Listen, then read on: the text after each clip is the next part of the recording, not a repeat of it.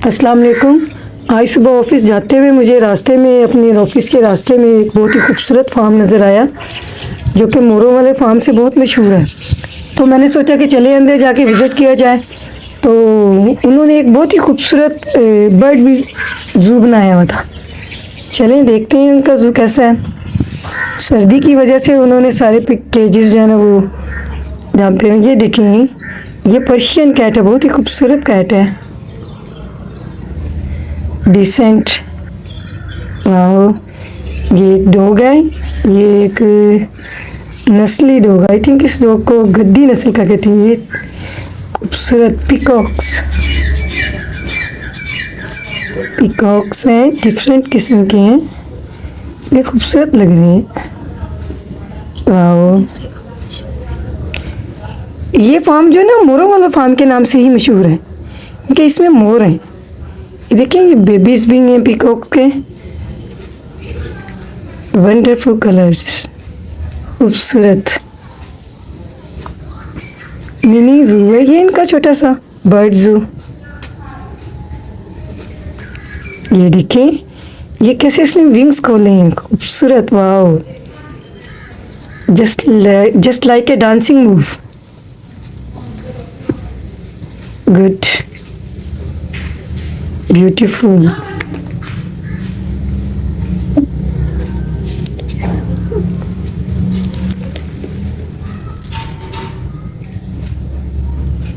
Yes,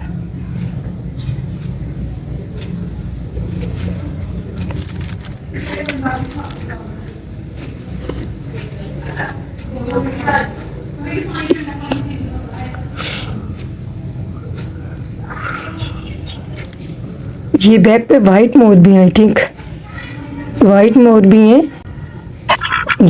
ये ducks हैं, different हैं, कपल ऑफ डक्स। इस बर्ड को आई थिंक चकोर कहते हैं। ये बहुत खूबसूरत बर्ड है, इसको बोलते हैं उर्दू में, आई थिंक इसको बोलते हैं सुरखा, और इंग्लिश में इसको बोलते हैं रेड गोल्डन फिजेंट। तो खोल दे आंटी। ये इसके बेबीज भी हैं जी। यस, ये जो वॉल पे बैठा हुआ है ना जिसमें कलर कोई नहीं है, ये भी फिजेंट ही है एक्चुअली। ये अभी बेबी है। जो फिजेंट जो बेबीज होते हैं ना उनमें कलर नहीं होती, ये अडल्ट है, ये बेबीज ही हैं। ये फुल कलरफुल है ना, ये अडल्ट हो चुकी हैं फिजेंट। ये सब फिजेंट बेबीज ही हैं, मिक्स हैं। इनमें लव बर्ड्स भी हैं, ऑस्ट्रेलियन पैरट्स जिनका आप लव बर्ड बोलते हैं।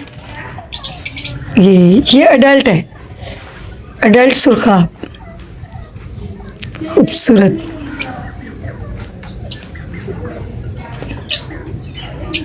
ये वाइट पिकॉक है, और ये ऑस्ट्रेलियन पैरेट और तीतर, वाइट पिकॉक, ये बेबीज हैं।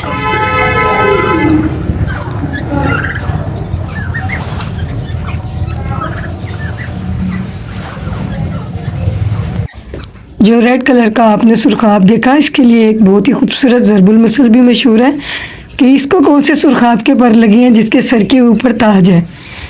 ये वही सुर्खाब है, आज देख भी लिया, बहुत खूबसूरत बर्ड है